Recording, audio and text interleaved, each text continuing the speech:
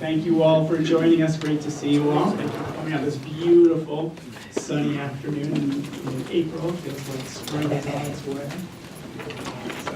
So welcome. My name is Alex Ciccacci.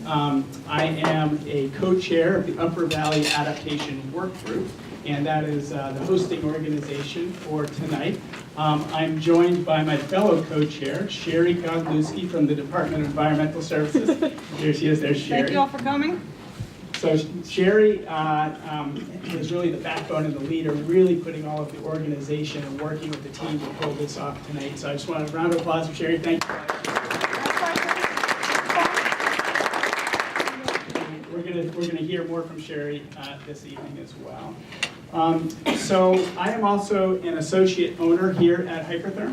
I've been here for 7 years. I'm on what's called the corporate improvement team. So it's also a double pleasure to welcome you here to this facility. This is a building that we built in 2012. It's actually a LEED certified at the gold level building, so there's a lot of environmental design. And as you came in, you probably recognized this is where we're building our products. This is where we're building our PowerMax systems, which are handheld cutting systems. These are consumables and the systems a little further down, so you get a chance to see some of that. So for tonight's agenda, we have a great program. It's great to see some familiar faces, also some new faces. I'm glad you all came out for tonight.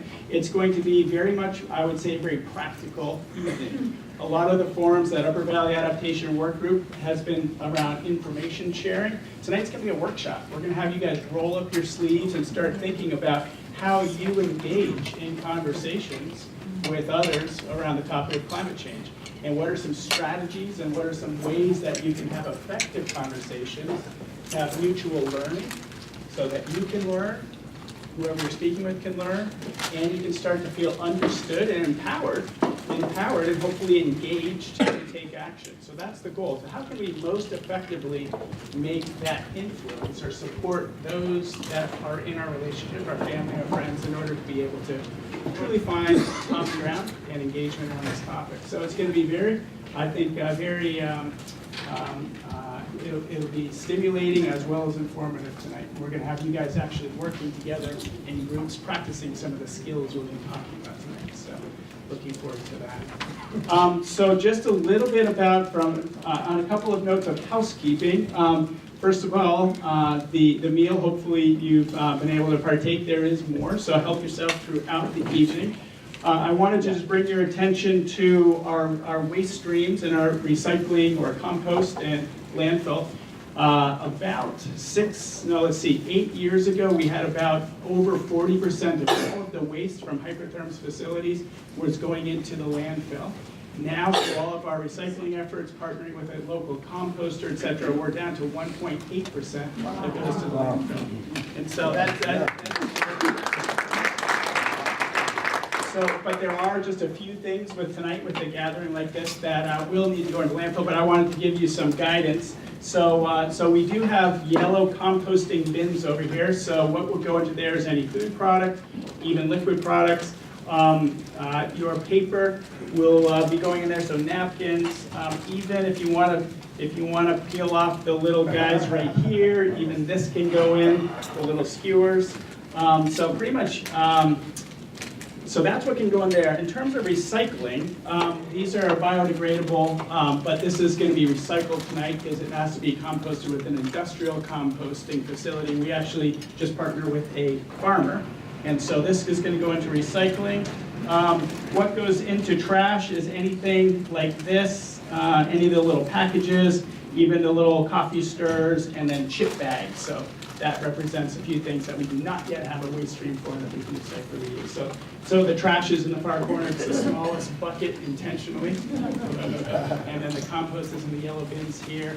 And just your plateware, you can just put into these carts here. We'll bring that upstairs, and then we will go ahead and clean that up. In terms of other housekeeping, restrooms right out the way here, and if you head down the hall, it's on your right. As you head down, you will see there's also a water fountain there if you care to fill your water bottle or your water glass. We do have some more sparkling water here available. Fire exits, probably the quickest and most direct way would be out through the lobby as you enter the building. We also do have an exit down at the far end of the building should you need that. So that kind of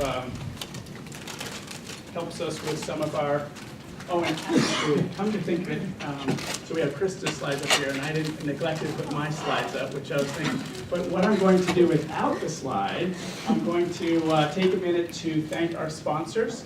And so you won't see their logo, but you did see their logo on each of the tables here in the registration.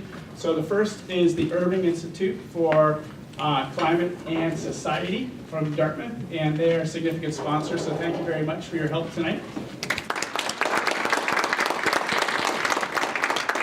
The second sponsor is the Upper Valley chapter of the Sierra Club, and we would love to have just a moment. You can introduce yourself right here at the microphone in just a moment about what the Not 61 minutes, right?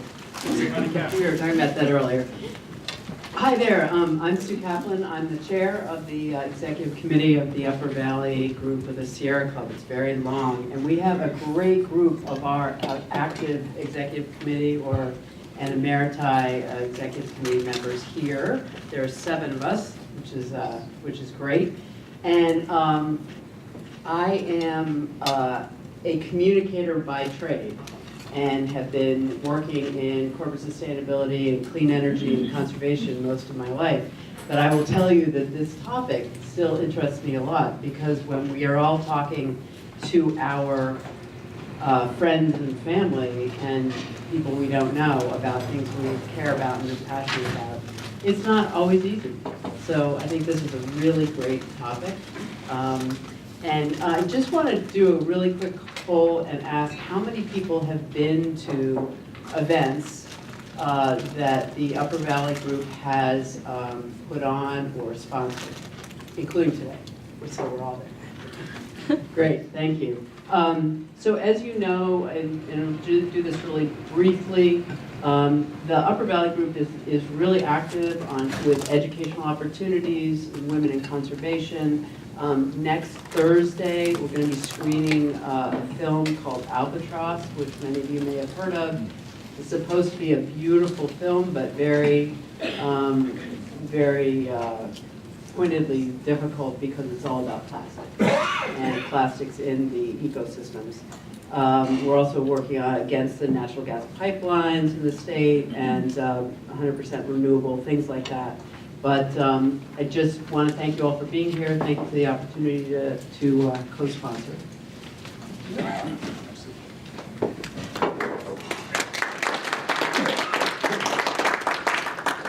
Okay, and the next organization, the third organization that helped sponsor tonight, is the Community Resilience Organization of Hartford, or the CROWS. And so the town of Hartford, so we have Paige Heverly here. And I'm going to ask Paige to give a moment describing what the Hartford Crow is, as well as we also, the Upper Valley Adaptation Workgroup has created a strategic partnership with Vital Communities. And many of you probably know about Vital Communities, but Paige is going to give a word about Vital Communities, and we have become a program of Vital Communities, so there's a great partnership there. And Paige is the program manager at Vital Communities for this program. And this is Tom Roberts, who is the executive director of Vital Communities. Tom, raise your hand. Your moment in the sun. All right, so Paige, welcome. Thanks. Hi, everybody. So actually, we have another Resilient Hartford. We just changed our name from the Community Resilience Organization of Hartford to Resilient Hartford. And Laura Simon, you can raise your hand. I'm sure a lot of you know Laura. We changed it from the Community Resilience Organization of Hartford to Resilient Hartford. So kind of going in a more recognizable name. So Resilient Hartford is a community group. They're actually an arm of the town that's really similar to an energy committee, but instead of working on issues of energy or municipal energy use, we are working on making the town more resilient to different disruptions, including weather. And a lot of what we're doing right now is gearing up for something called Potato Fest. And it's a inter-village competition to start backyard potato gardens, and we're trying to get as many people as possible starting backyard potato patches as a way to increase our local food resilience. So that's just a taste of what we're doing. Tomorrow evening, we're also having a evening with Senator Dick McCormick, who's the chair of the Climate Caucus in Vermont. And so you'll be able to learn about the progress on different legislation in Vermont around climate and energy issues, and also ask questions about what is and isn't being put forth. At 6:30 at Bugby Senior Center. Thanks a lot. And then putting my Vital Communities hat on, taking off my Resilient Hartford hat. As Alex said, I am the Adaptation Manager at Vital Communities. I also do work in the energy and transportation programs. Who here is not familiar with Vital Communities? Wow, we are among friends. So, for the no one here that doesn't know, we have been working in the Upper Valley for the past 25 years. This is our 25th year. We are building the civic, environmental, and, oh my goodness, economic, my goodness, we just got new branding, so the core statement hasn't stuck yet. Vitality, oh my goodness. The civic, environmental, and economic vitality of the Upper Valley for the past 25 years. If you can believe it, that's as old as I am. And so we've been doing this a long time. We're very well, very practiced. And what we essentially do is bring people together to take on issues that matter. So climate adaptation, we've been working on mitigation for a while through our energy and transportation programs, but our partnership and taking on the Upper Valley Adaptation Workgroup as a program of Vital Communities is really our first foray into dealing with adaptation and the changes that we're going to see coming down the pike more and more. So we're hopeful that through your other connections with Vital Communities, now a new connection through UVA will inspire you to action on adaptation as well. So thank you. I'll turn it back over to Alex. Thanks, Meg.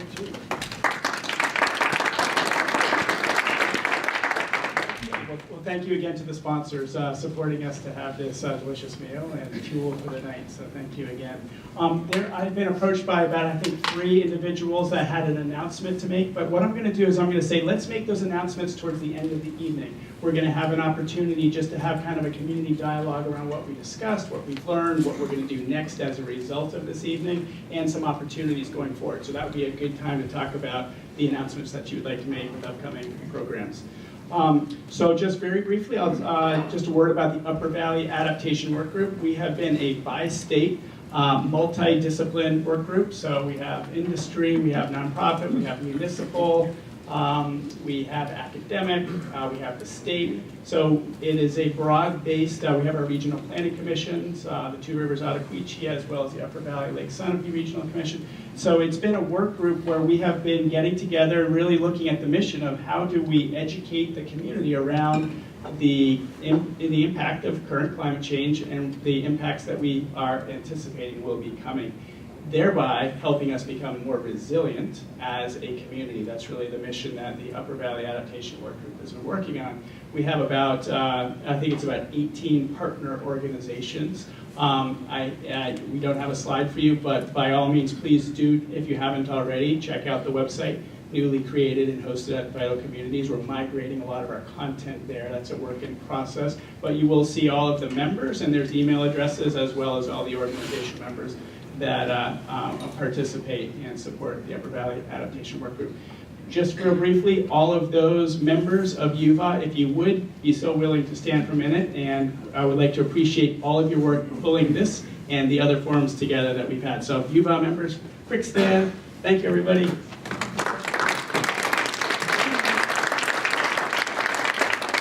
That's a courtesy stand, Tom, I saw it. Terrific. All right, so without further ado, I would love to introduce Krista Daniels, who is going to be our workshop and presenter for the evening. So Krista, thank you so much for joining us. Here's just a little bit of background about Krista. Krista and I have known each other probably almost 10 years now, and we have crossed paths, but we feel very fortunate, and through the planning of the Education Committee, working with Krista to prepare tonight's agenda. But a little bit of background about Krista. Krista specializes in climate mitigation and resiliency, along with citizen engagement strategies. For the past 2 decades, Krista has worked with local and regional governments to foster energy independence, reduce traffic congestion, curb local air pollution, strengthen local communities and economies, and increase their resiliency to the changing climate. So Krista has facilitated and created engagement strategies with towns and regions, including Pittsburgh, PA, Monadnock region in New Hampshire, Maplewood, New Jersey, and Bridgeport, Connecticut, among others.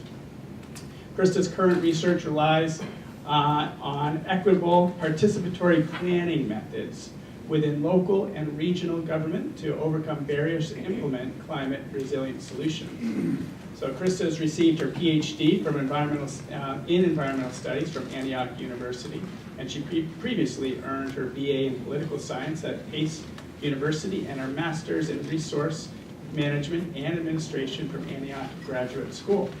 So please join me in welcoming Krista. Thank you, Alex. Hopefully everybody can hear me. I can always raise this if there's a problem, or I'll try to talk even louder. I'm really excited to be here today because today I get to talk about a piece of climate resilience that I find very exciting, and that's how do we engage and empower people for action and communities. So individuals, communities, how do we communicate, how do we engage, how do we actually work on that level of climate resilience? And so I'm going to preface this before we go into the actual activities with a little bit of background knowledge on where the American public is at in terms of their engagement.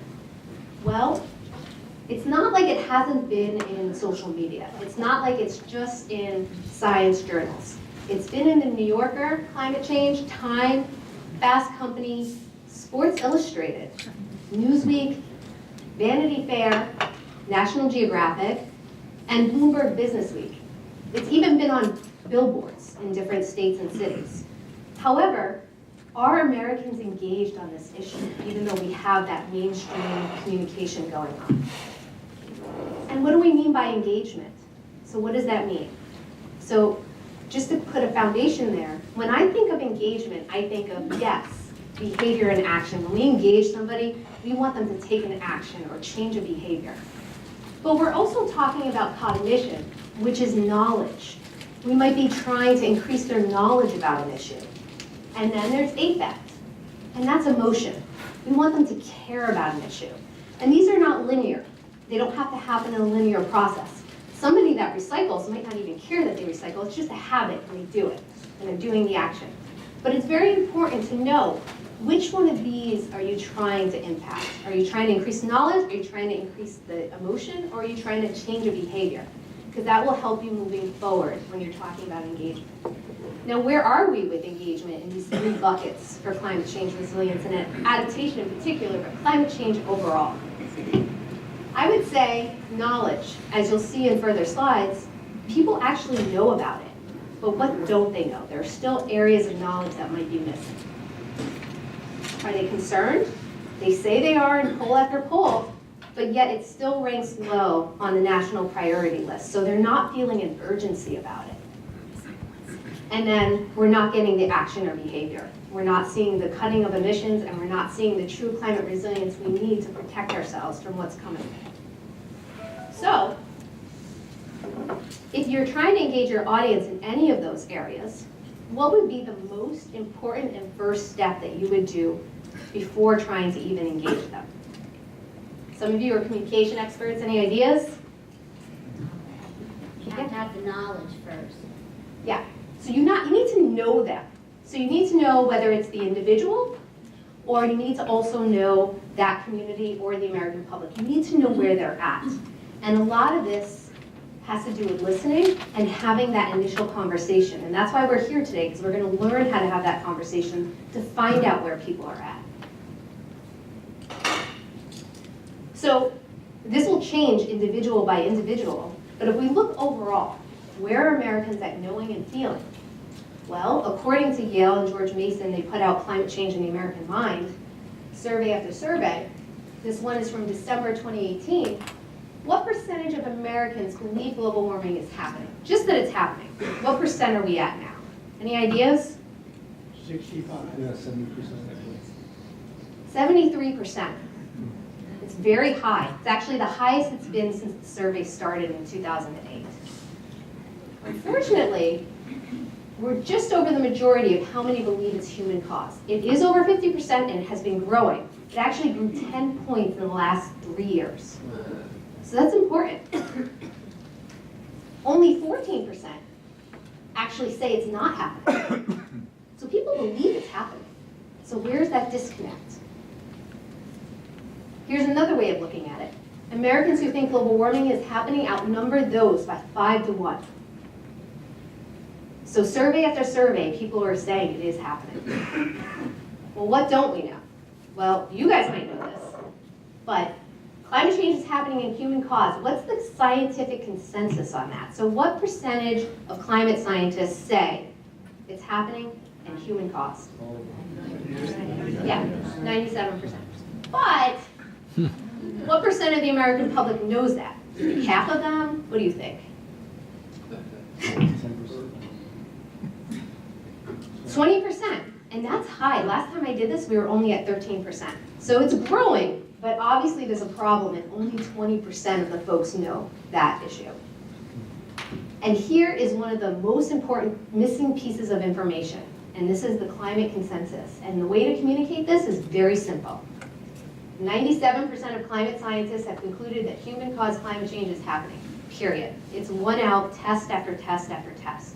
And it's very important in actually dismissive portions of the country where people are have very dismissive climate views. This works. And we know this works. We've actually known this works since the late 1990s. Back in 1998, the American Petroleum Institute and other think tanks actually came out saying with this memo from Luntz that voters believe there's no consensus. And should the public come to believe that scientific consensus is settled, their views will change. Therefore, you need to continue to make the lack of scientific certainty a primary issue. Now, what about feeling? Where are people feeling? How's their emotional engagement going with this issue? Well, only 29% are very worried. And you can see here, most people are worried about future generations, plants and animals, the world's poor. But when we get down to you personally, only 22% feel there's going to be a great deal of harm. It's this not me, not here, not now attitude. People don't think it's going to impact them. And this is one of the reasons why we're not seeing that urgency. Even though they say they're concerned, they don't see it being relevant to them. Now what about this chart? Well, this is interesting because it actually breaks out people who think global warming is happening to those that don't. The blue is people who think it's happening. That's 73%. This is important because when asked if they feel very or moderately emotional about any of these things, like do they feel interested, 82% are interested, 54% are outraged, 63% are disgusted, but 62% feel helpless, and only 52% feel hopeful. 62% feel afraid. So people are feeling like they can't do anything. They don't feel they have efficacy. That means they don't feel they can have a meaningful impact on the solution. This is very important because research says that if you don't feel like you can have meaningful action or contribute or have a positive solution, you are going to completely disengage from the issue. Now what about values? Where are the American value sets right now? Issue. And when I say values, I'm talking about not how I feel today or tomorrow. Values are pretty stable over time. It's what I think has intrinsic worth. These are my values. I believe in social justice, equity, cooperation, innovation, avoiding waste, efficiency sometimes. Many of you might have some of these values. But what are some of the dominant values of this country right now? Any guesses? Personal gain. Competition. Competition, yep. Greed. So this is a collection of the dominant values of the American public from many different surveys. Personal choice, freedom being up there, individualism, patriotism, self-reliance, frugalness, efficiency, avoiding waste, uniqueness, innovation. And you can see that there are some areas that overlap. And this is a place where in our communication we have to get better at, is recognizing that there's a lot of overlap sometimes between our values and somebody else's values. And how do we talk to somebody about solutions or climate change where we can agree? Because our values are similar. How can we talk about climate change where it touches upon what they care about too? And this will be important in the second half when we actually have the conversation. And that conversation is important because we're not talking about it. 4 in 10 Americans say they talk about global warming often or occasionally. It's just not enough. If we want to be able to actually engage folks, we can't feel scared about talking to folks. And it is scary because a lot of the times we end up with heated conversations that don't go well. So do we really know our audience? Well, this is how we've communicated climate change in the past. A lot of maps, polar bears, glaciers, thermometers, parts per million of CO2, the earth burning, lots of facts and figures, right? And what I would say is that there are others out there trying to engage people by using values and lifestyles and a story. Think about Apple. Think different. Got milk? Nike, just do it. Burger King, have it your way. We bring good things to life, GE, no more tears. Army, be all you can be, the real thing, Coke. Dos Equis, the most interesting guy in the world. Eat more chicken from the cows at Chick-fil-A. They've done a great job in engaging the American public. They've used values communication, and they make you know their product, they make you care about their product, and then you actually buy it. Maybe not you personally, but people are buying these products. When I bought my car years ago, I didn't get it because it had 37 miles per gallon. That was a benefit for me because I'm an environmentalist and I care about how much fuel I'm using. And I don't recycle or compost because it avoids 784.5 pounds to landfill. I bought my car because it was the same car that I got into this accident, was airlifted right here from Vermont, and I survived with no injury. And I have him. And I bought my car because it's safe, and I trust it. Numbers numb, and stories succeed. And it's very important that we think about that in our communication. How do we have conversations with people? How do we tell stories? How do we do this to engage Americans on this issue so that they care? There's lots of barriers to engagement. I'm not going to be able to talk about all of them today. I'm just going to touch on a few, and then we're going to talk about the conversation piece. We know there's issue polarization out there. We know from polls there's a lack of concern, there's a lack of urgency. Like, how do we go from not me, not here, not now, to here, now, us? There's an efficacy gap. People feel helpless. How do we make them understand they can do something meaningful? And then there's all these psychological processes that take place. Now, when we talk about the risk and the kind of the scare tactic piece or fear, risk is based on emotion. It's not logical. And when people are presented fear, so climate impacts, they're very scary. I'm scared of them. If you don't give them something that they can do about it, you get a paralysis of action. So they disengage completely. This is what separates the worriers from the doers. If you want to change a worrier to a doer, you have to make them believe their actions matter and give them that efficacy. It's very important. In terms of psychological processes, there are so many of these. Hopefully we can do a follow-up forum one day and talk about how you can get over all of these. But the one I want to mention is heuristics. And the reason why I want to bring up heuristics today is because those are basically mental models. That's rules of thumb, common sense. And these are important because this is going to lead us into how do you debunk a climate myth? How do you get over those misconceptions? Most of those misconceptions are mental models, and they're based on heuristics. So we need to understand these in order to actually debunk that myth when you're talking to somebody. And so heuristics, let's try it out here so you can see how it works. I'm going to give you 3 pairs of words. I'm just going to give them to you. Don't write them down, okay? Just try to remember them in your head. I'm going to ask you a question. Just blurt out the first thing you can think of, okay? But everybody has to do this or the activity won't work, so everybody just blurt out an answer. Okay, you ready? Ocean and moon, floor and chair, glasses and tea. Ocean and the moon, floor and chair, glasses and tea. Name a vegetable. All right, all over the place. It makes sense. Who knows what you had for lunch? Ocean and moon, floor and chair, glasses and tea. Name a laundry detergent. Tide.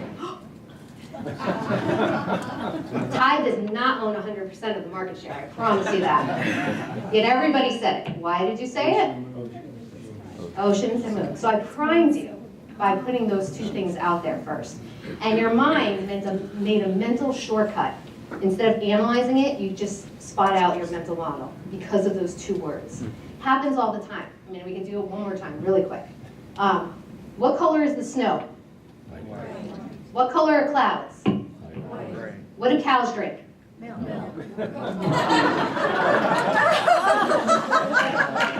Cows drink water. Cows do drink, yes. But this is system 1 versus system 2 that you've heard so much about. System 1 is fast, unconscious, automatic. It makes our mental models. It was important when we had to survive predators, but now it's still residual. System 2 is slow, it's effortful, it helps us make complex decisions, but we tend not to use it all the time, because if not, we would be thinking all the time and it would be too much for mental models. So when we start to enter a meaningful conversation, we have to be aware that those exist, and how do we debunk them? We have to understand values, we have to try to increase hope and people's belief that they can have meaningful action, stories and pictures when possible, and be prepared to debunk misconceptions. And that's the next piece here that rely on a lot of mental models.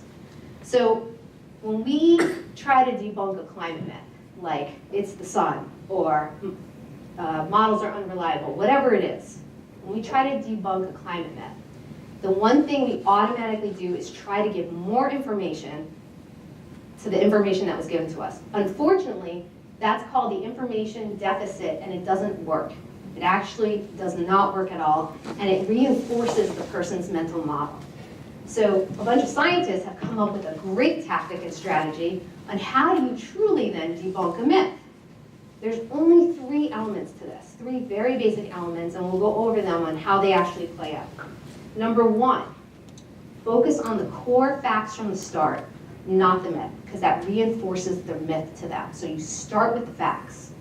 Second, if you're referring to the myth, precede the statement clearly indicating that this is false information. And lastly, explain why the myth is false.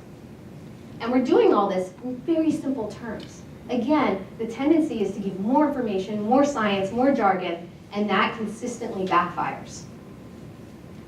So an example, and this is all from Skeptical Science, and I will give you the resources, and it'll be in the PD, in the PowerPoint. Yep.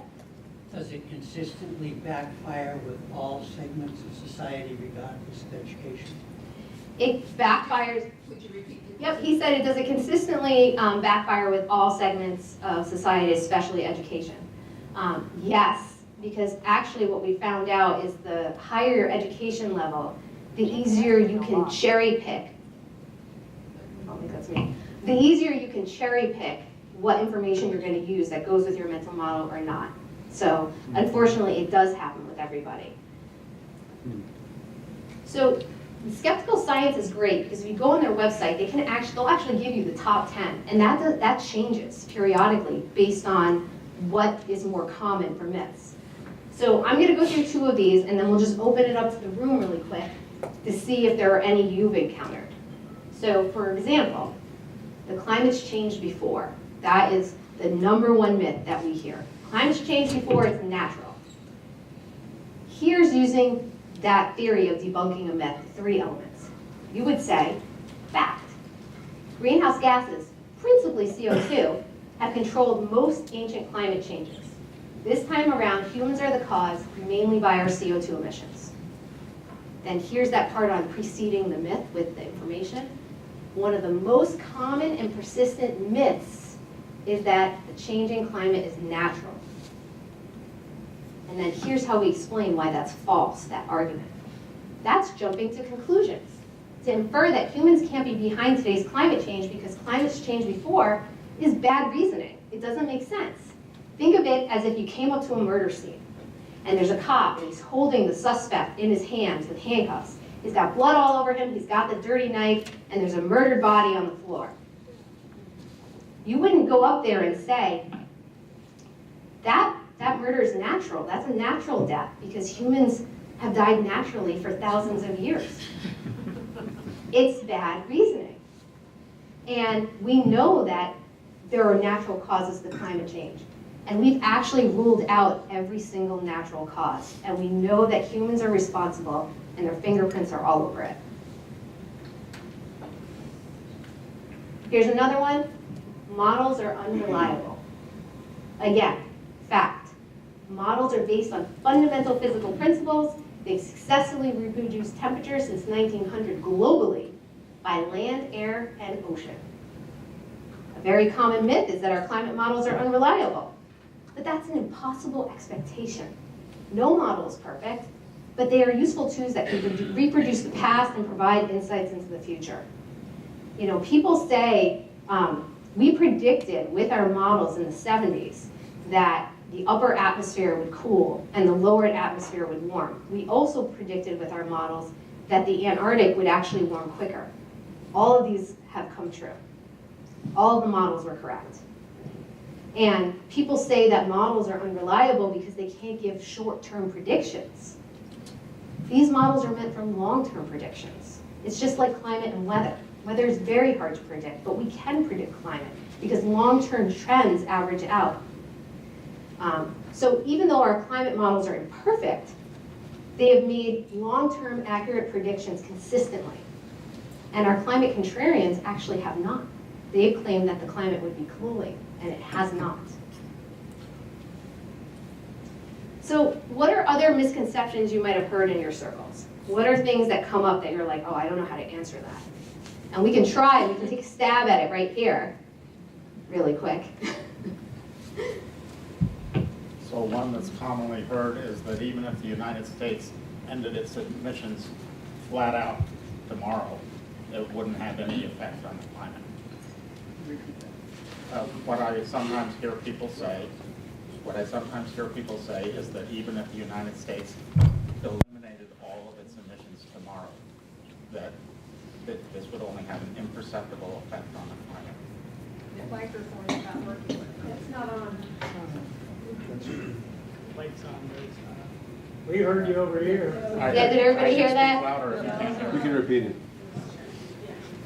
What I sometimes hear said is that even if the United States ended its carbon dioxide emissions tomorrow, completely eliminated them, that this would have very little effect on the climate because of other countries.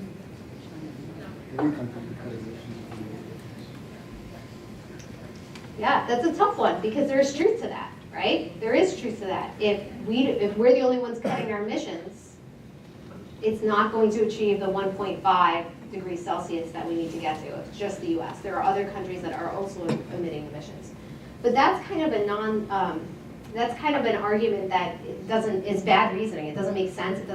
It's not a myth per se, but that doesn't mean that we shouldn't take action since we're responsible for the majority of the emissions that are out there to begin with. I would say if I were to answer this using your formula, Yeah. if I can remember your, Yeah, absolutely. your Take a formula, shot. I would say, first of all, every ton of emissions that goes into the atmosphere causes a certain amount of warming. And this is just physics. Every blanket that you put on at night is going to warm you up a little more. So it's a common myth that the United States can't do anything about the global problem. And it's an example of not taking responsibility for your own actions. I would add maybe in part two, giving the facts, Yeah. the United States is the second biggest emitter and cumulatively the first biggest emitter.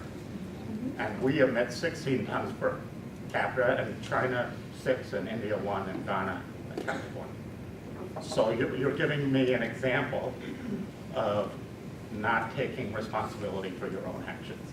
That's right. Which is, And it's interesting that you're seeing more and more people starting to deny or fight over the solutions because they've kind of have lost the science battle at this point.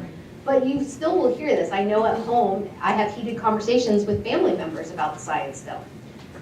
There was another question? Yeah? I think another way of answering it is to say that the original claim is going to be false in every case. If a country, say the United States, actually did it, there would be leadership involved, and other people would come along. So the assumption that we can be the only, that we even could possibly be the only one to do it is false.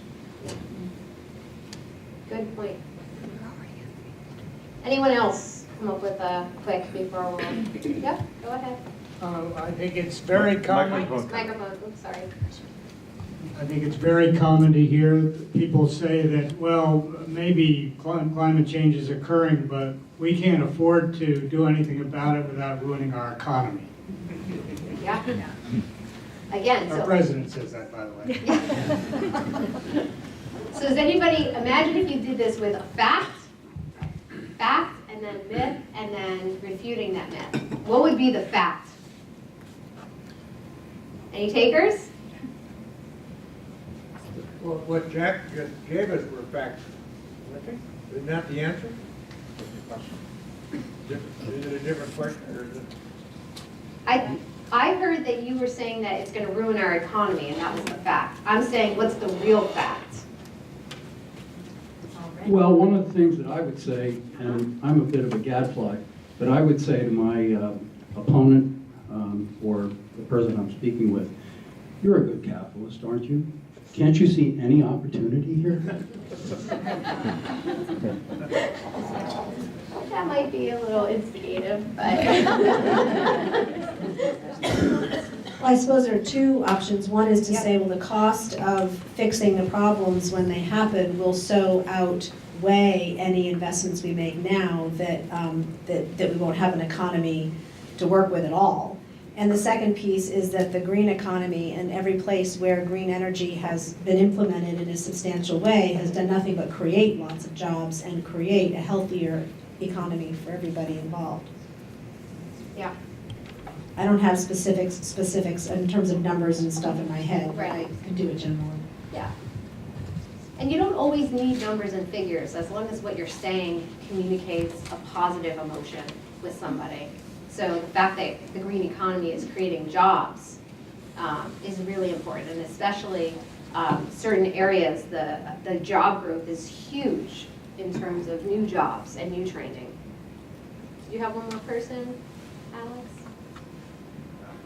We have 1 minute. I don't know if this fits in, but in a former career as a minor capitalist, even then I was helping people understand the difference between the cost and the price. And the cost of buying something that was so much cheaper to the culture that made it enslaved labor, low wages, environmental degradation, using their resources to provide us with something that has a low price. And helping people understand that difference was often helped me make money, because then I could sell what I was selling. But the concept was correct, I think. And I think that's something that I still hear people misinterpreting, that because it costs less versus the price is lower. And I think because we're not trained in the idea of cost, unless we're an economist and we talk about cost-benefit analysis, something like that. So I don't know if that fits in with the discussion, but that's one of the ways that I've often used in now talking about climate change and people. Right, for framing. That's great, and it's a great idea. I'm being told that we have to move on. We have a ton of slides on here that you'll be able to look at that have a whole bunch of the top 10 that keep coming up from our planet is warming, or the Antarctic sheet is gaining sea ice, and how to respond to that. We also have these resources, which I think are really useful because they have 100 of these arguments and how to counteract them with that debunking the myths, along with a few other places. So they're really good resources to dive deep into those misconceptions. So having the talk, that's the first piece of this. So you're aware there are mental models, but how do you just have the conversation? And really, the beginning of the conversation is a lot about listening. So, when we think back to like a holiday or a place where you're with family, have you ever gotten into heated conversations, not just about climate change, but raise your hand if you've gotten into heated conversations with family members over any social issue or anything. Yes. And it tends to happen a lot more with family, because I think we kind of put our guard down and just get at it and yell at them. I don't know, we feel comfortable enough to yell at them than a coworker. But we're gonna try this out. We're gonna do a quick role play. Anybody? Aggressive.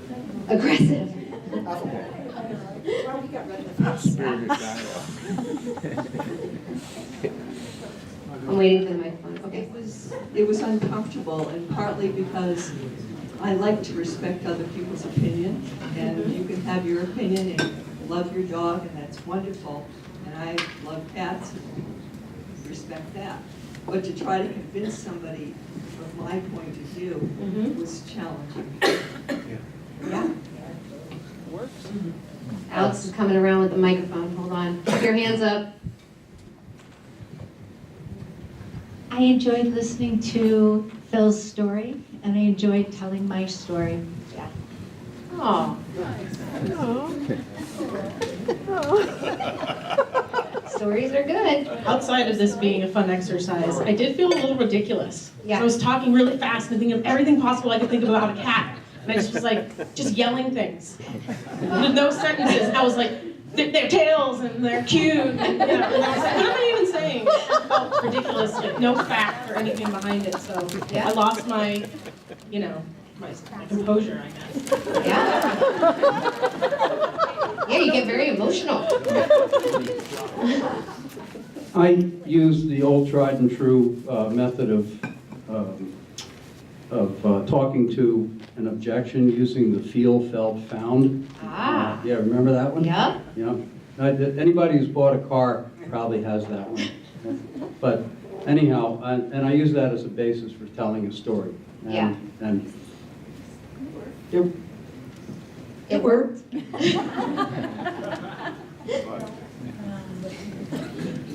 I feel a little uncomfortable because we were only given two choices. Yeah. Yeah. And so I argue that we shouldn't be spending resources on animals if there are other alternatives. Ah. Which is a very unpopular position, and I felt I didn't even dare raise my hands at the beginning because I felt like I was going to say the unpopular thing. Yeah. Which I did in public. Exactly. Maybe just one more. Is there one last one? Animal person. Oh, yeah. Here. Well, we were talking about different lifestyles and how it's very difficult to try to convince somebody in one lifestyle if it's not theirs, if it doesn't fit into their day-to-day or whatever, their emotions. That's exactly right. That's exactly right. And this really leads into why do you think people get turned off talking about climate change? And what are those emotions that come up for people consistently that probably turn them off? And I think a lot of you hit upon them. Sometimes we get caught up in these emotions and we're just so passionate about what we're trying to say that all these just words come out and we don't know if it makes sense. Sometimes people feel overwhelmed or feel I shouldn't say anything because I don't know what to say, or I feel like that person's going to attack me, or I might feel guilty about my lifestyle or what I do. These are all different emotions that come up for people when we talk about climate change. Because in the past, if you're not using stories or using just dialogue where it's a back and forth, a lot of people are just trying to convince the other person. Climate is changing, I know I'm right, these are the facts, you should know this.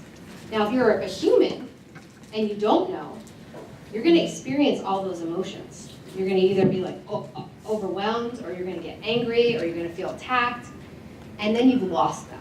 Now they're gone, and they don't want to talk to you, they don't trust you, and they don't want to have a meaningful conversation with you.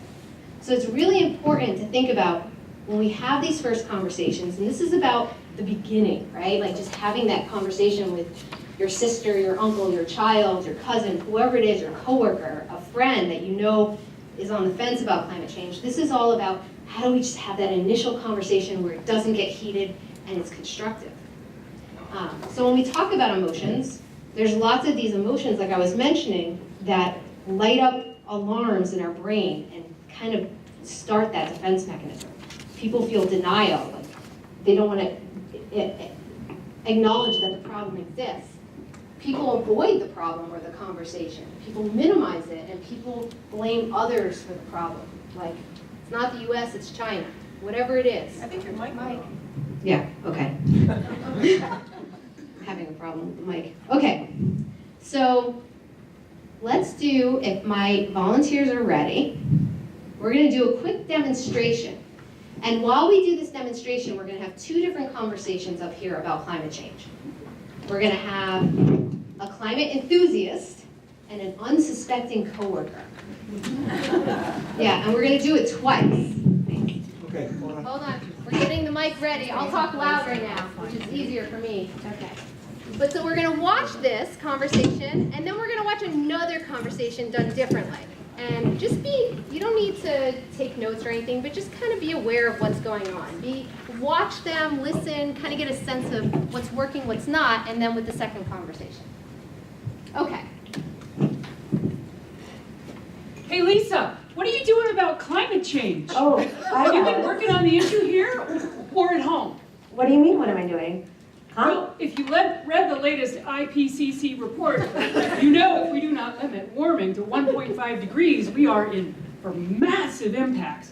Obviously, we need to do something about it. Okay, I mean, that's a problem, but I gotta go to a meeting. So are you reducing your fossil fuel usage? I mean, we all need to stop using fossil fuels. You should stop driving so much. Are you driving to this meeting? Use less energy at home. Stop composting. You've got composting bins right over there.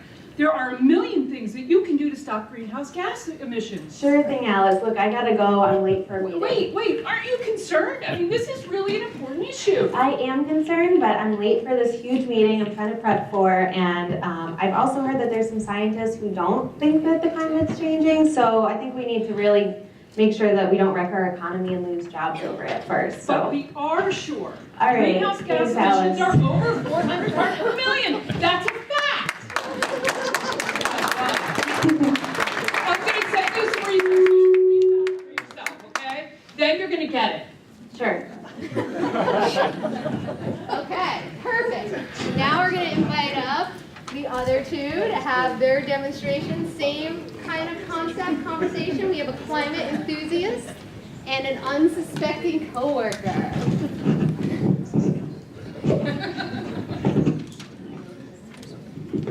Testing. Testing.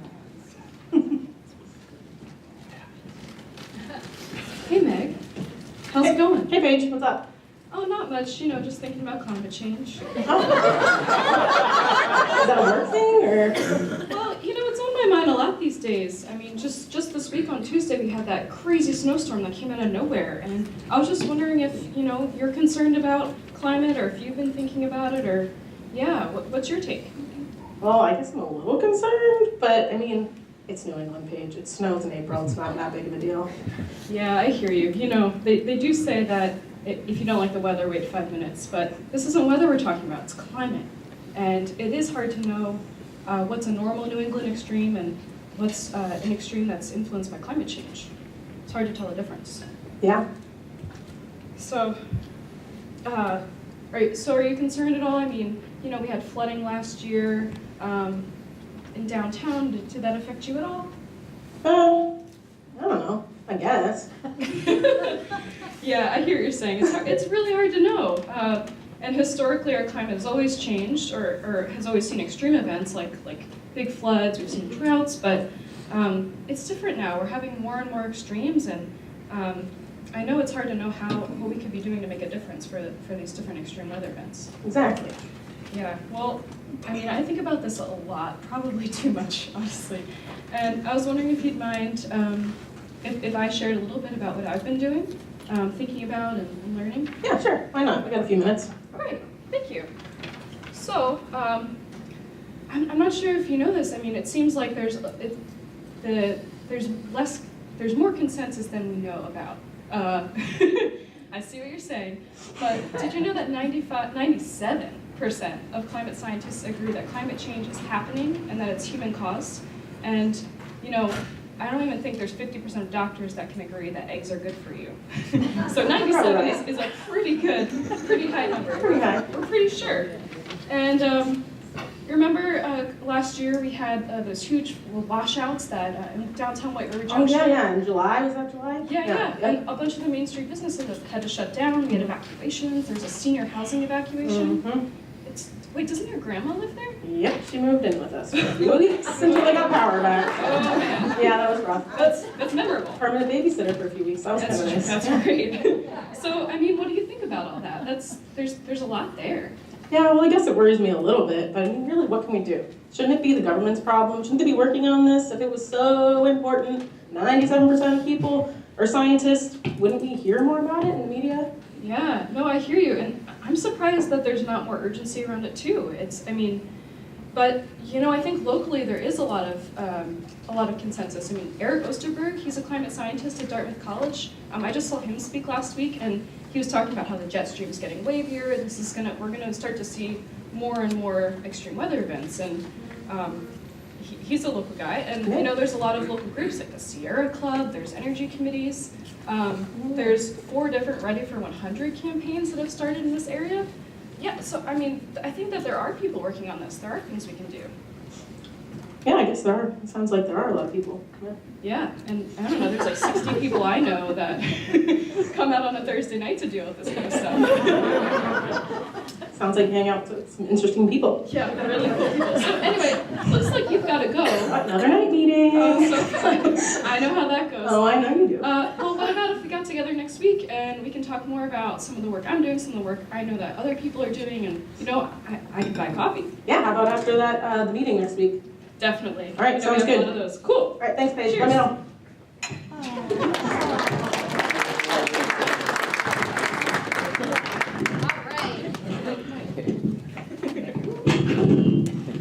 So, oh, here it comes. Hold it away so I don't screech. All right, which conversation worked better? 1 or 2? Number 2. Okay, now here are some important key points. We're going to put them on the flip chart, but we're going to be thinking about this when we move into our next role play after the break. Why did it work better? You know, what made it work better? What were the pieces that made that conversation more effective? Low energy. Low energy. So non-aggressive. Listening. Listening. A lot of listening. Respectful.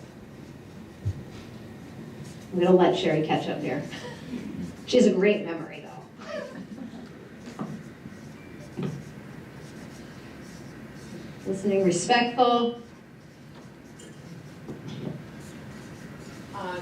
Before listening, there were good questions. Ah, yep, good questions. Robert, I think you had something to add. Well, in the second conversation, the advocate kept asking, what do you think about this, that, or the other thing? I think that would come under listening. Yeah, the redirection back to the person and what they care about. The personal connections.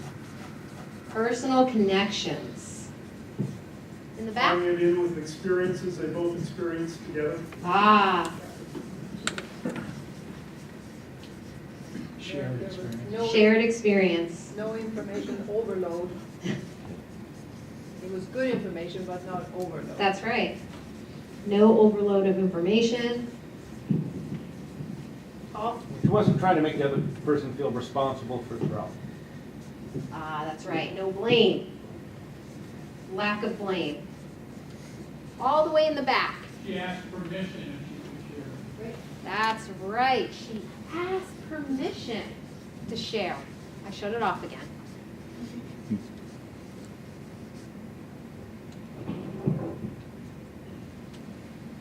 Again? Offered an opportunity for more conversation. Offered opportunity for more conversation.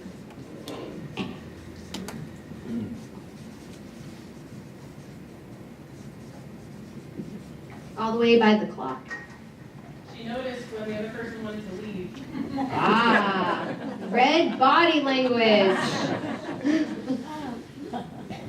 So was aware of body language. When you're talking to somebody, it's not just about talking and listening, right? You also have to kind of be watching, right? And using all your senses to kind of see where they're at. Right here? And an emphasis on sharing information rather than trying to convince. That's right. Emphasis on sharing versus trying to convince. You can be asking for help. Asking for help. Absolutely. We needed 2 scribes. You guys have lots of information. Seems to be stating what the other person might have been thinking. Like, oh, people think that the blah, blah, blah. And then she was kind of saying what she thought they might think, and then leave it in, oh, but maybe. I mean, she just did it in a very... Yeah. Anticipation. Which is important. And it's an important part of listening, right? Not just listening even though you look like you're listening, but she was actually really deep listening.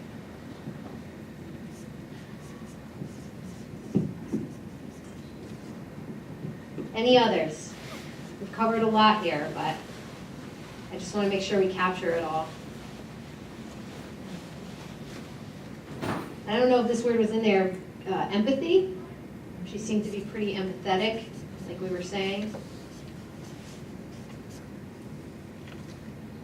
Anything else?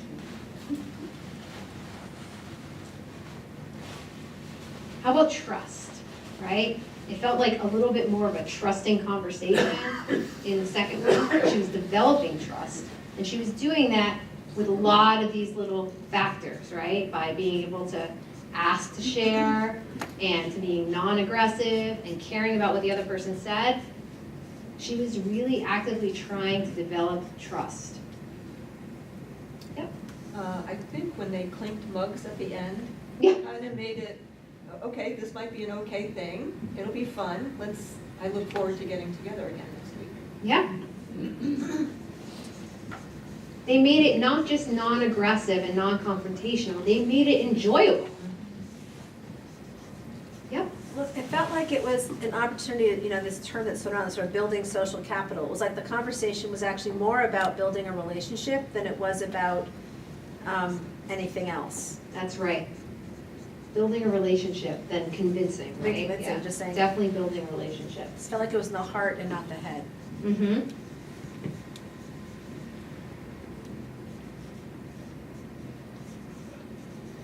Any others before we flip it a little bit? Yep. Paige in the second one was mentioning more local information. Yes. Resources. So she was making it very personally relevant. So bringing in the personal relevance. Now, honestly, how many times do we really do this with somebody that we're trying to talk to about climate change? This is very hard. It's not easy to do this. It's difficult because you're very passionate about doing something about climate change. We all are. We all realize the severity of it, and we all want to convince people, let's do something. Well, that has its place. It's not that we're saying you're not going to convince them, let's do something, but we're saying if you want them to even think about it, you have to develop this type of trust and have these initial conversations so they feel comfortable and they don't feel under attack and they're willing to listen to what you're saying to them. So it's very important to have this in the beginning. What we're going to do next is we're going to take, and I'm glad actually we're a few minutes ahead because I think we're ahead. Ooh, I hope we are. So I want to spend more time on the next part. Let's take a 15-minute break, and then we're going to come back and we're going to have these conversations very specifically. And I'm going to give you a worksheet on how to do this. Like, it's going to be very descriptive, and it will help you have this type of conversation for the first time with somebody. And it's really just about practice. Practicing doing it over and over again. So we'll do that next. So take a 15-minute break. Sherry, I don't know if you have any announcements, but there's still food. And then we'll come back and we'll start again at 6:30. Use the bathroom. Perfect. If we could start bringing it back in so we can get out on time, that would be awesome.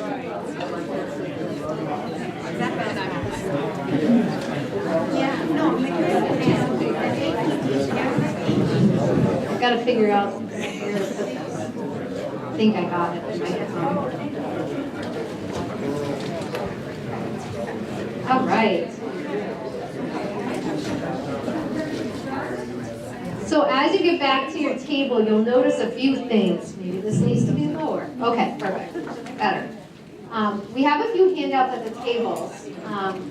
One in particular is green. That's going to be an evaluation of tonight. The facilitators and everybody on UVOL would love it if you could fill those out so that we can get some feedback before you leave. And then there's 3 other documents. And I will bring those up as we get to them. One is going to be a worksheet that you're going to use when we do our conversation and you take it home. One is tips for creating your story of self, which we're not going to do here, but it's for you to take home with. And the last is putting that worksheet into practice, which I will also bring up later, and you just take that with you, and that's if you're going to have this conversation with somebody else. And then lastly, there's a commitment card, and that's going to be if you choose to have a conversation with somebody in 2 weeks, we'd love to know. And so we're asking people to commit to having just one conversation with a family member, coworker, or friend in the next 2 weeks, if possible, and then letting us know how it went, and we can help you through that. So I also wanted to mention before we start that in case you don't know Alice, she is actually not like that. She's not as a crazy climate enthusiast. She's actually quite level-headed. So don't be scared to talk to her today. She won't attack you. Thank you, Alice. Good job, by the way. Good acting. So for the next part, we're just gonna watch this really brief 4 minutes. It's basically gonna give you the structure of the conversation, and then we're gonna go over it really quickly, and then you're gonna do it. So this is literally 4 minutes. And let me see if I get the sound right. Talking about climate change can be tough. I mean, it's not like something you can just casually bring up in conversation. But it's such a big, important topic. We can't just ignore it. And while you can't fix climate change all by yourself, you do have the power to affect the people in your life. So let's talk more about climate change. Here's how. First, think about all the things you want to say about climate change, and don't say them. You see, if you just start going off on how bad climate change is, people are probably going to shut down. They may feel attacked and put up their guard. It doesn't matter how eloquent your words are. If the other person's not listening, there's no point. So here's the secret to talking about climate change. Listen. Listen to the other person. I know it sounds weird, but it's the most important part. You may think the goal is to convince the other person of your perspective, but that's going about it all wrong. The goal is just to have an actual conversation, and that only happens when people listen. So, how do you start? First of all, don't ambush people. Get permission first. If they're busy, no need to force it. Just try again another time. Distractions make talking hard, so it's okay to ask to shut devices off. Once you have their attention, start with a question about climate change. Remember to make it about them, not you. Ask about their thoughts and their perspective. When they start speaking, you have one job: just listen. Resist any urge to respond right away. And whatever you do, don't interrupt. This might be the hardest part, especially if you have strong feelings or if the other person is saying something that you disagree with. But trust me on this. Just listen and be open to what they're saying. Now, if the other person doesn't say much, that doesn't mean you can go, okay, they're done, my turn. It's not your turn until you learn something about the other person. So encourage them to say more by asking follow-up questions. Ask about personal experiences. No need to go into science or politics. Reflect back what you hear them say. Repeating and referring to their words lets them know that you are listening, that you care about their point of view. This makes them feel valued and safe. When you earn their trust, they will be more willing to open up and listen to you. So after they've shared their perspective, then ask if you can tell them about yours. Okay, now it's your turn. What will you say? Remember, the point is not to convince the other person of anything. If you try to do that, they may become defensive and stop listening. Just share what you personally think about climate change.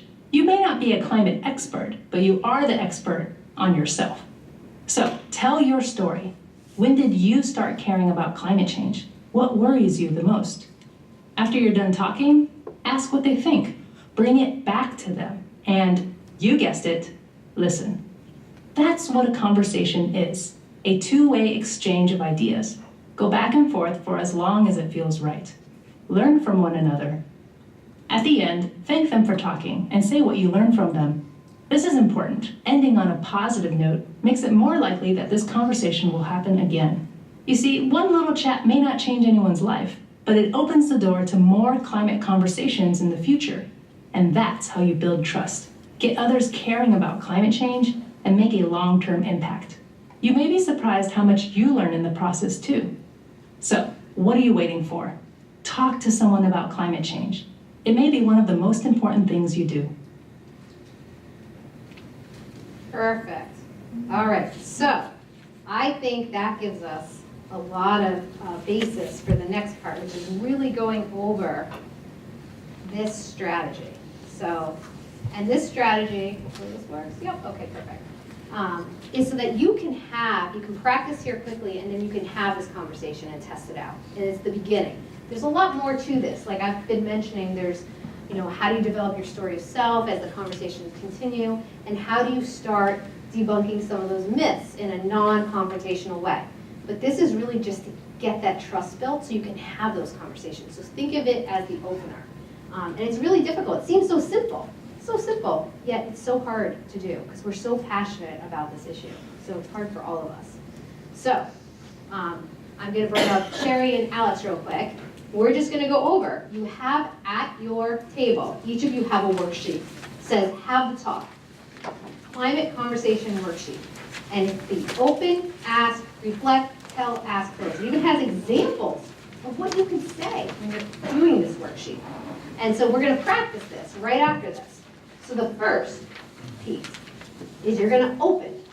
You're going to, how you open and set the tone for conversation. You're going to minimize distractions, like they said, and you're going to make sure you agree on the ground rules. So for example, just saying, would it be all right if we talked about the changes I've seen in our climate? Can I talk to you about what I've been working on in my free time or at my job? Or I'm worried about how our climate is changing. Can we talk about it? One of my tasks with you, Bob, is to have a conversation with a family, friend, or a coworker about climate change. Would you be willing to talk to me for 20 minutes? But the ask. And then, the open, sorry. And then comes the ask. That's all, Alex. Yep. So in terms of the ask, it's about open-ended questions, right? Not, do you believe in climate change or not? How do you feel about it? What are your concerns? Tell me what you've been learning about. Just an open-ended question is going to hopefully start to engage the next person in sharing their perspective, their concerns, of which you can then build on, and you're learning from them, and then that will advance the conversation. Yep. Perfect. And then you want to reflect back on what you just heard. You want to have the person know that you're listening to them and you've heard them, and you say, so I understand you feel like you can't do anything about it, or I understand that you're feeling overwhelmed. I hear you. I feel that way too. Exactly. And then we get to the tell. And this is about, asking if you can tell the person something you're feeling or thinking. And you're keeping this part brief. This is basically that part we saw before, asking permission to share information. That's what it's about. So you're about to tell them your information. And this is where I think it was very important on the video. Again, you're not trying to just convince them that the climate is changing. Don't use this as that time. This is the time for you to talk to them about why you care, right? Like, why does it matter to you? What changes have you seen? What have you seen in the community? What are you worried about? So that then you start to get into asking again, so based it on what you have just shared, how does that make you feel? What thoughts come to mind? What are your concerns? What questions do you have? More open-ended questions. Yep. And then when you're closing the conversation, you want to close in a really respectful way. You want to say, thank you. I'm really happy that you were able to have this conversation with me, even if we don't agree on the end point. And you might say, it was really great talking to you. I didn't realize you knew so much about cats. It was really nice to have this conversation. So thank you for having this time with me. So close in an opening in a way that makes them feel engaged, still with you, that you're not ending, but you're setting it up for another possible conversation. Like Megan and Paige, they banged mugs, and it was like, yeah, that felt good. Perfect. So what we're going to do now, and you have another worksheet on your desk that says getting ready. You can use this and write notes in it. You don't have to. You can just use the worksheet. I can get you more copies of this to take home if you need it.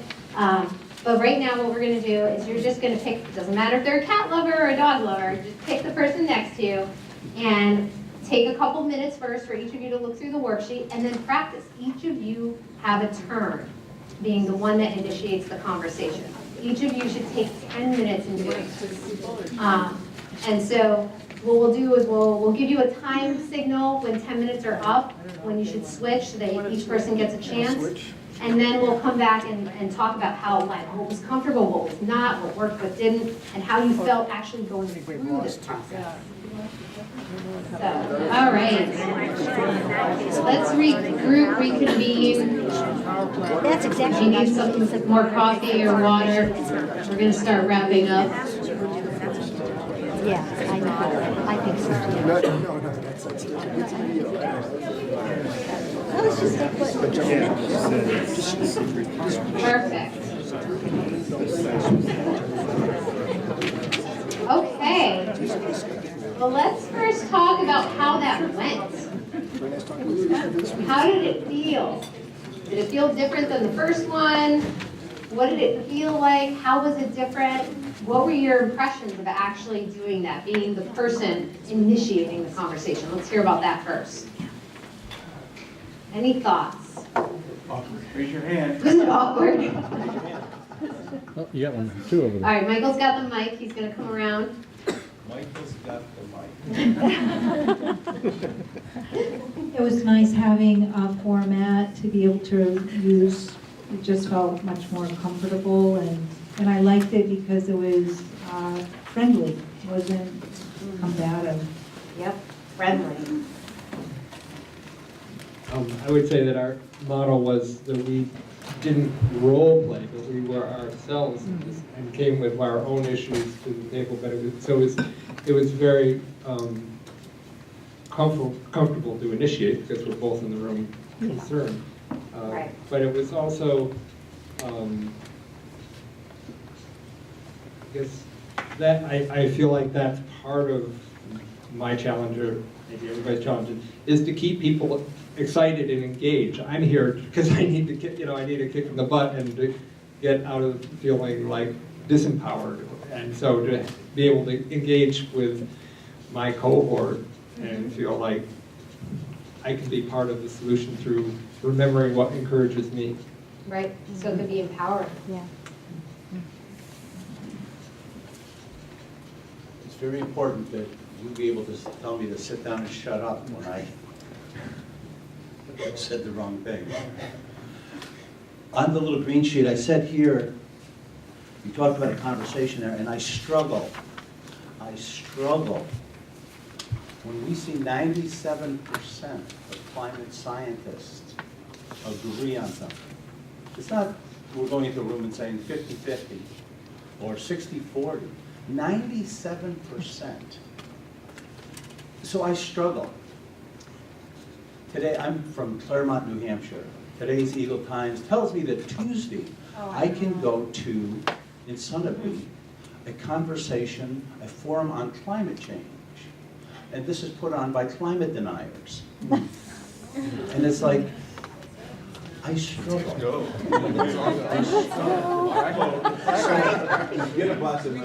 Everybody should go. My wife is a psychotherapist, so she's been trying for years to get me to a place where we have these kinds of conversations. Right. So that the conversations are polite and not harmful. But I struggle. I struggle.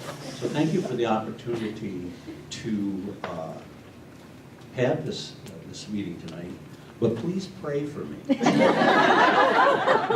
I struggle. Someone else.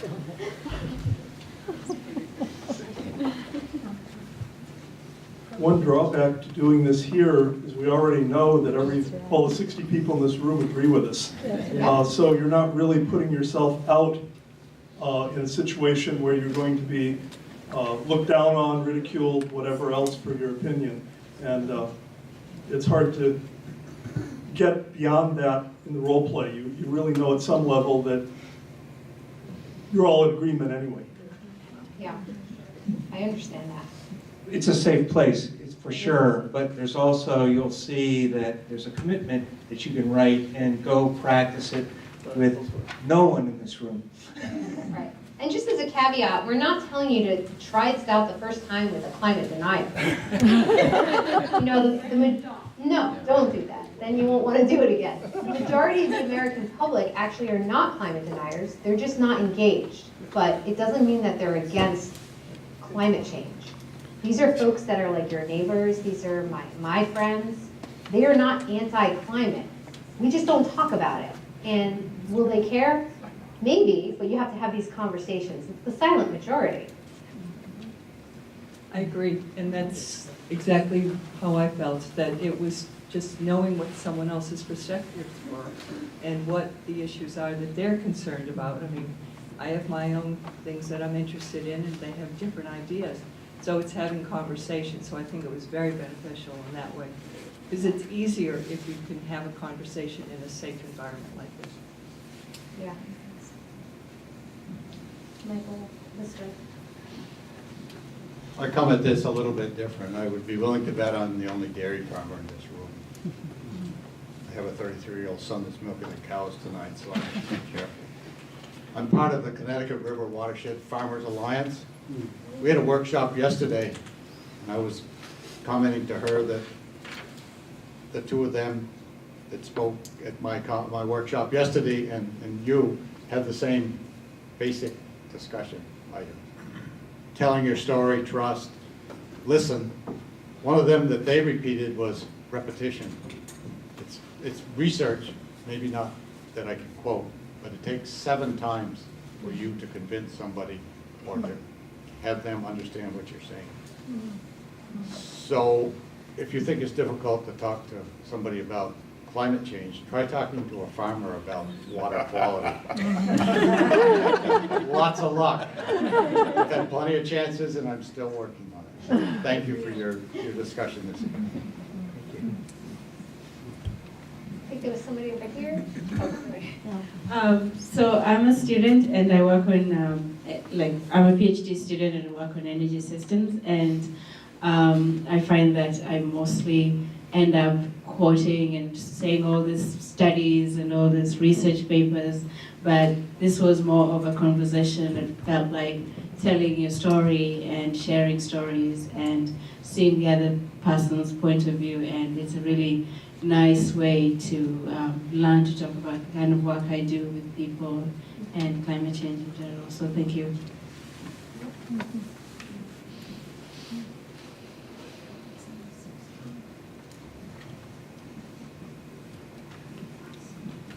So in our group, we talked a lot about kind of the reasons that we're interested in climate and the environment, and it often, kind of like Joellen was saying, we all have our own interests that have fueled us to get to this point. And whether it's that you really love skiing or you love maple sugaring, you're on this memory of growing out close to now with your grandfather or something.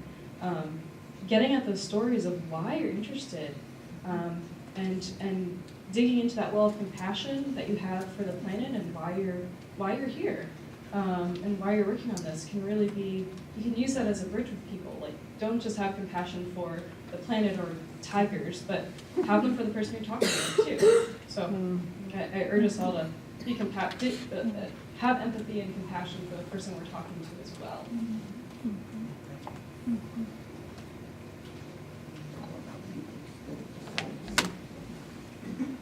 We didn't mean to control the conversation at this table, but I just, I usually start the conversation by, I need some help here because I really want to go to find a cave in Nepal and just assume the own position and wait till die because I'm just so disappointed. But so, how do you feel about this? We'll join you. And then I say that the thing that happened to me was, 9 years ago I got a moose permit. I got a moose. I was there for 22 years. There were 409 permits issued that year in New Hampshire. There are 40 going to be issued this year because of the climate change and the tick control. So I said, that's my share with everybody. I said, oh my goodness. So That's a factoid. Yeah.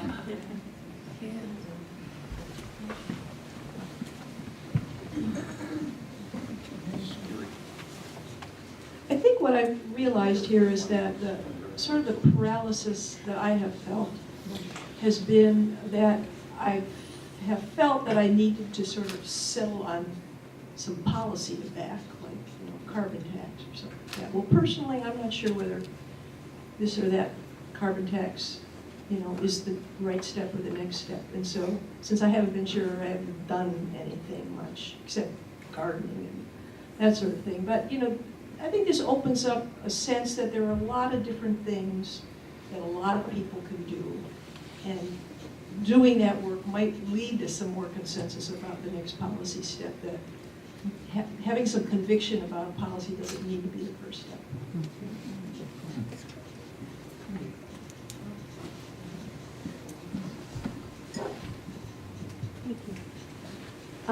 Barb and I actually know each other pretty well, and we've been working together for a while on this issue.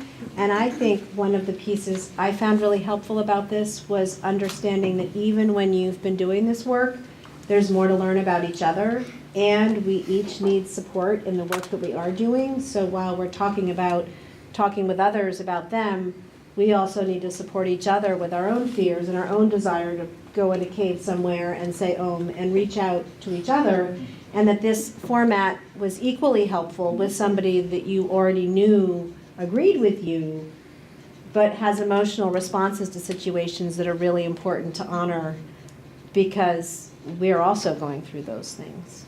So I found that really helpful and important to remember. Yeah, absolutely.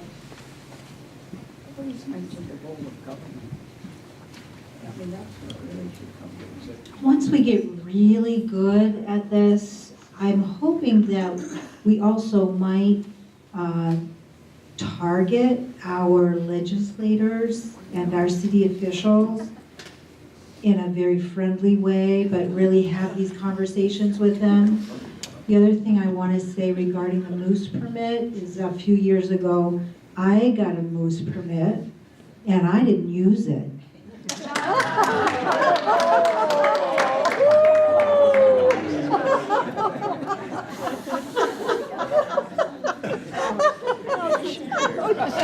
Save space, save space. This was a reminder to me that we're not the only ones doing this kind of thing. I've had training from the National Park Service on how to talk to people about climate change. Even though the Park Service says you can't talk about it because you can't give your opinion, well, it is a lot of opinion based on facts. Why can't we do that? But it was always discouraged. And then I took training with the Sites of Conscience to do facilitated dialogue. I've been involved in Jeffersonian dinners, where if you're familiar with that, it's a really exciting way to do this with a small group of people. And you can, in that case, you can select people who may not be in the choir, so it really livens it up. But it's also strict rules, so you have to be civil. And I'm hoping to do this with high school kids, that teach them civil discourse around a difficult subject that's important to them. And instead of a Jeffersonian dinner, it's a Jeffersonian lunch, so we have pizza or something. But I wondered, since we mentioned stories, if anyone's heard the short story, it's a very short story, about the elephant and the hummingbird. Does anybody know that one? No. May I tell it? It's very brief. So the elephant was walking down the jungle path and came quickly around the corner and stumbled and stopped and looked down, and there was a hummingbird flat on its back with its feet outstretched like it was dead. And he said, "Hummingbird, are you okay? Are you okay?" And the hummingbird said, "Why don't you watch where you're going, elephant? You almost stepped on me." And the elephant says, "I could have stepped on you. What are you doing? Get out of the way." And the hummingbird said, "I know that I have to be here because the sky is falling." And the elephant laughed and said, "What, are you crazy? The sky isn't falling. It's just fine. There's nothing going on. There's nothing wrong." And the hummingbird said, "No, the sky is falling. I know. I proved it." And so the elephant looked at it and said, "Well, even if it was, what are you going to do? You're too small. You're one little hummingbird. Those little feet sticking out." And the hummingbird looked at him and said, "You don't understand. I'm doing what I can." So don't lose heart. Each little cog fits together.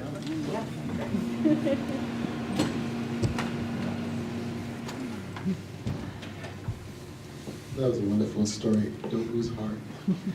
And I have to say that this place that we're in is a perfect example of not losing heart. We could see what Hyperthermia has done to turn themselves around, so they're doing their part. And it all started with a conversation, with a conversation, with a conversation. And that's what we're here doing tonight. So thank you all.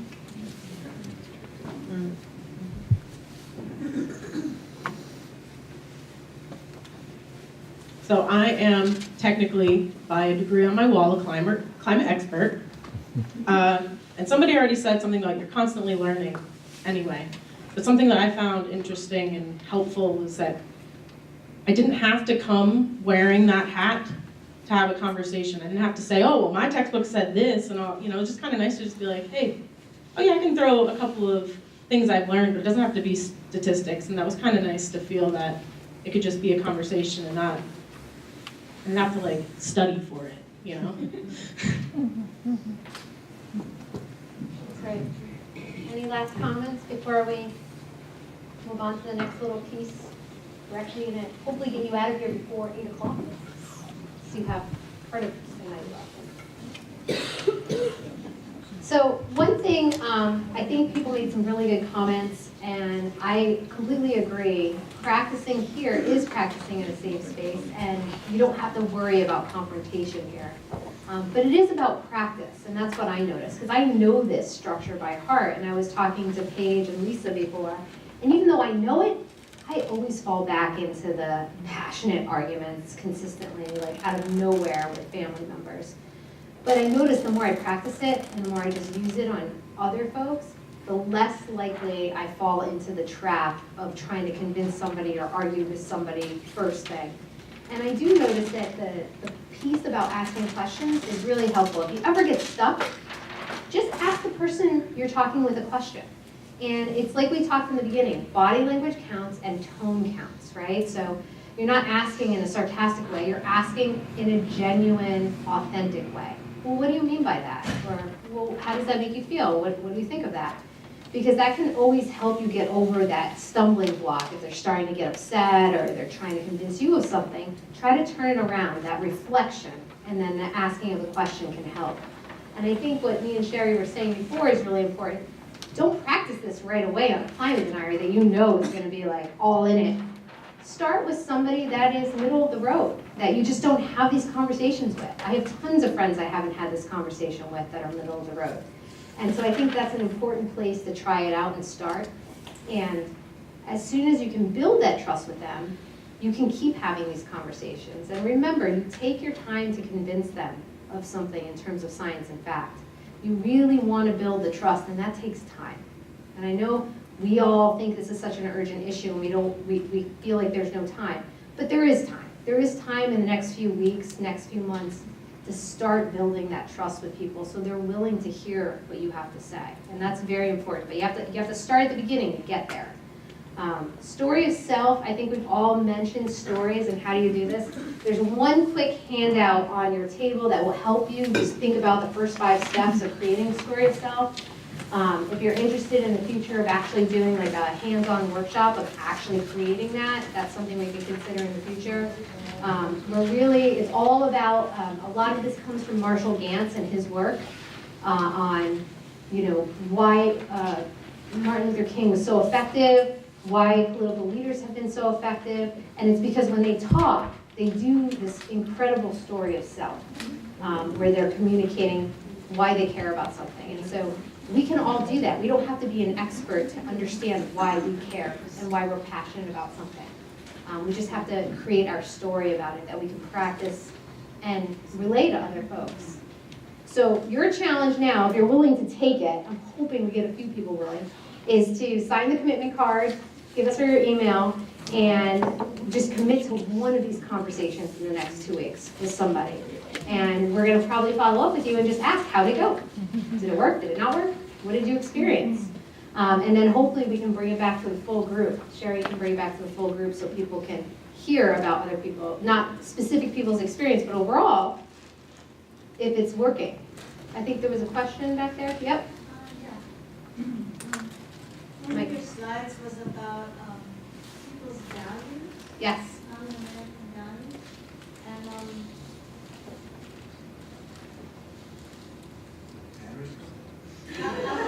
And battery's gone. So one of the slides is about common American values. Yes. I think it's Catherine Hayhoe who's made the suggestion that one valuable way of talking about this stuff is to find common values and Yep. speak to the subject using those. So I was looking through I took a picture of the slide about values and looking to see which of them related to me or something that I could intersect with. I don't know if you want to talk about that at all, because that helps maybe give some direction as to content when we have these discussions. Yeah, and I think values are extremely important. We should be aware of what the other person's values are. Sometimes we need to have these conversations to understand what their values are, right? Because if not, you're just projecting, just assuming. But if you know the person well enough already that you know that one of their values is they like efficiency and they don't like to waste things, or they believe in innovation, or they believe in self-reliance, once you know that, when you're having that conversation about solutions that are out there, things that can have meaningful action, relate them to the value. So we can do a whole exercise on framing with values, about different ways you can actually communicate and tap into those values with the words you choose. So for instance, somebody I know that has those values, I might not push a specific solution based on social justice or based on collaboration or cooperation. I might push a solution that deals with transportation on self-reliance and talking about how it makes us more self-reliant. I think, though, that comes after, because I still think this is harder, this part, is that beginning conversation with people. And it takes practice, and there's a lot to it before you can start convincing them of doing something, right? Like, you're still then pushing a solution on them. You want to spend time hearing what they care about, what they're interested in, and sharing why you care to build that trust first. And then we start communicating solutions based on values. That comes after. But it's a huge, important part to do that. And I think, yeah, number 2, understand values. Right after, be aware of mental models so you know what they're coming in with is extremely important.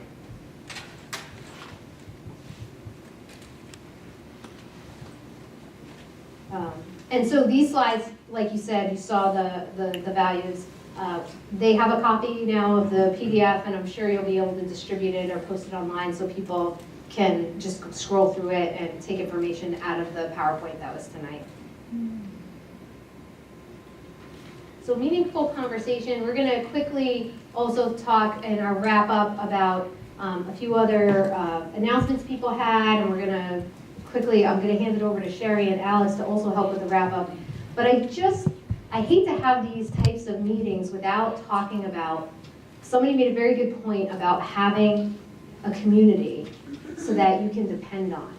And you're not alone in this work. There's how many people in here all doing the same thing. I think it's so important to be able to feed your energy and to be able to have that social capital to move forward. And so I'm really glad to see you all here, and I'm glad that UBAW is going to keep putting on these type of events, because I think that's so important, so that you know that you're not alone. And when I think about this, you know, people are always like, well, why are you so hopeful? We only have 12 years. We're not going to make it. Da, da, da. Well, I have hope, and I know there could be a really bad outcome, but I know there could be a good outcome. And I think of people like her, Greta Thunberg from Sweden, who's up for the Nobel Peace Prize. Amazing, right? 15. She is amazing. And she even says, I don't care if what I'm doing, what we're doing is hopeful. We need to do it now anyway. Even if there's no hope left and everything is hopeless, we must do what we can. And, you know, that reminds me also of what happened to Hurricane Katrina.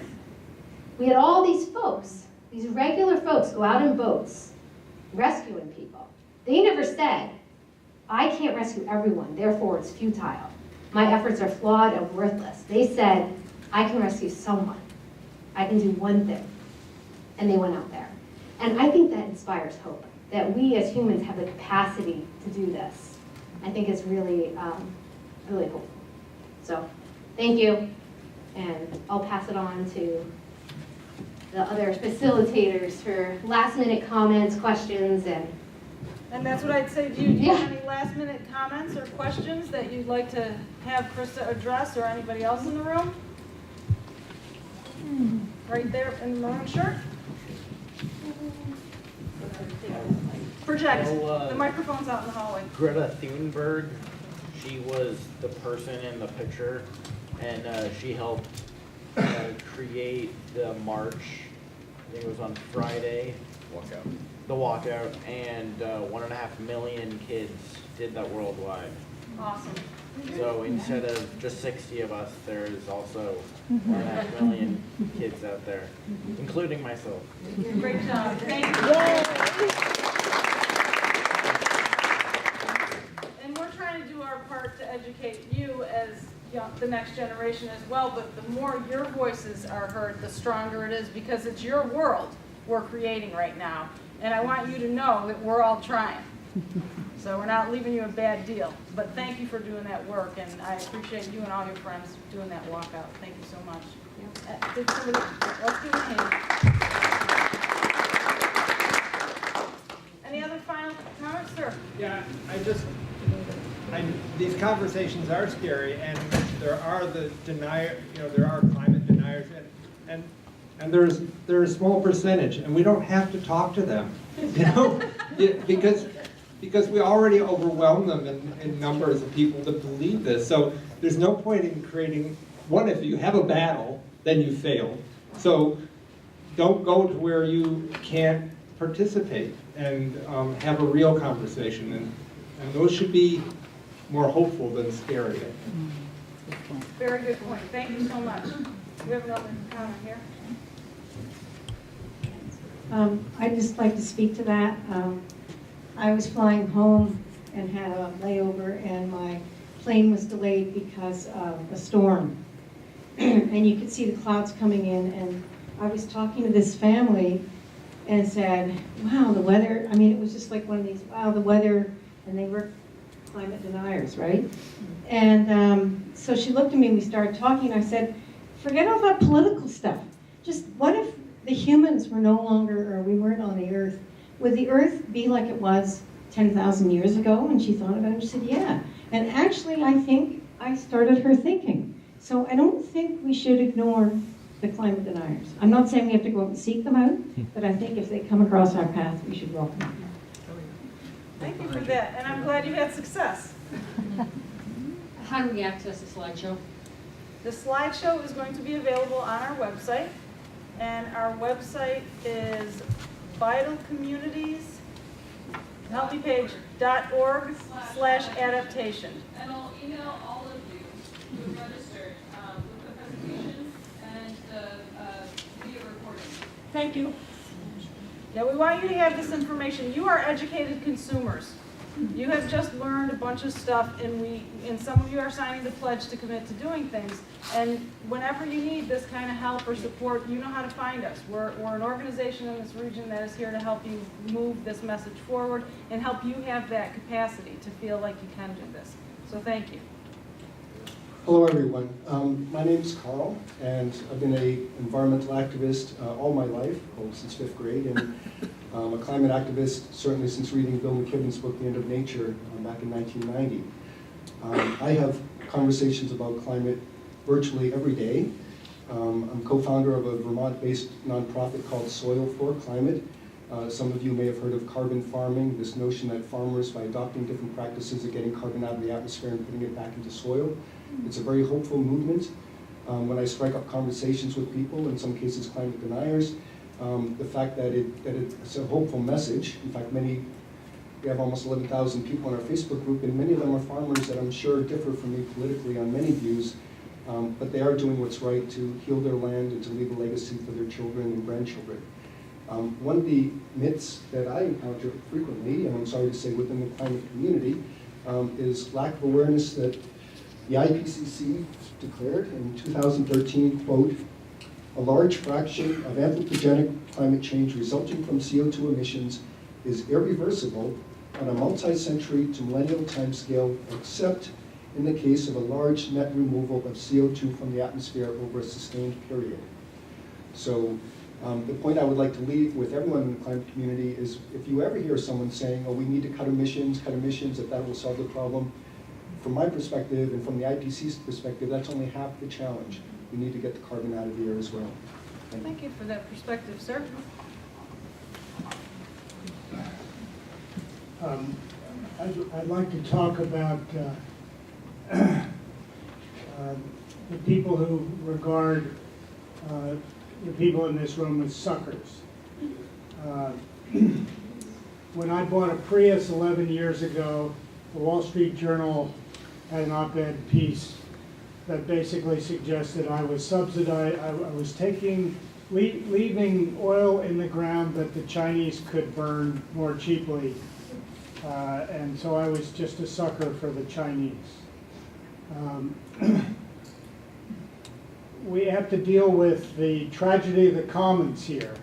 And I haven't heard anything today, but I'm hoping that you can give us some suggestion on how we can deal with that tragedy of the commons, where if we make a sacrifice and nobody else does, we're the suckers. Krista? Sure. You know, it's interesting because, and Michael might be able to add into this one, that funny that you say that about tragedy of the commons, that they're starting to sorry, I'm used to the wearing the thing. Can you hear me now? That they're saying that tragedy of the commons doesn't have to happen. The new research out is that it's all about what the infrastructure and what the social capital and the social fabric of the community is like. Because if we look at pre-colonialism, there were a lot of indigenous groups that didn't destroy the commons. And it was based on their internal rules and the group social norms and rules. So there's a lot of research out saying that it doesn't have to be tragedy of the commons. So that's hopeful, number one, to me. But I would say, for me, it comes back to, I have to do the right thing. And I encourage other people around me to still do the right thing, even if it means somebody else can abuse the system. I don't know if that gets to what you're saying. But it's, you know, it's an ethical question that we all have to think about and be okay with. Michael, I don't know if you have any thoughts on this, but that's how I've always viewed it, that how do we develop those social norms and the social infrastructure so the commons don't get degraded, number one. But until we do that, I still need to do my part. Like, I need to not contribute to it, even though it means somebody might take an advantage because of my action or inaction. But I have to live with myself at night when I go to sleep, not anybody else, and I have to be okay with my decisions. And the more people, I don't want to use the word suckers a lot, but you know, the more of us who do what you did creates that social norm and that social value that you can feel more comfortable in this room. Because if we said how many people own an energy efficient vehicle or a hybrid or an electric, I'm sure a lot of hands would go up. So you're not a sucker. You did the right thing. Did you want to say something? No. Oh, okay. I'll take a mic. Comment over here? Always pick on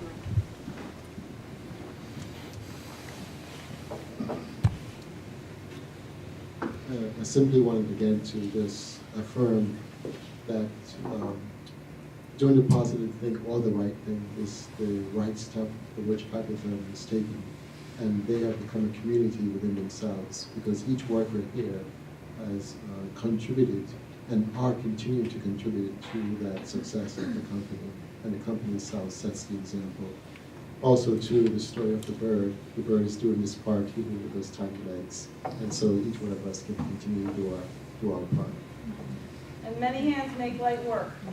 Thank you. Megan, and we should probably wrap this up after Megan. Try to end on a little bit of a positive note, but all of you here, I'm sure, are involved in your communities, which is great and awesome. You also have us as resources too, which is great. And this is something that we all feel, this is a sense of urgency, right? That something needs to happen. And we're pretty lucky that we live in the Upper Valley, and a lot of our towns are kind of want to make something happen, but we also have to learn a little bit about how our local governments work, because you do have to be a little bit patient when it comes to that, because urgency never happens when it comes to funding, and we all know that. But just like keep that in mind. Understanding the urgency, but also understanding the process actually makes things go faster. So just kind of, and you have us, Yuval, as a resource to help you through that too. Just want to let you guys know. And there's an African proverb that says, if you want to go fast, go alone.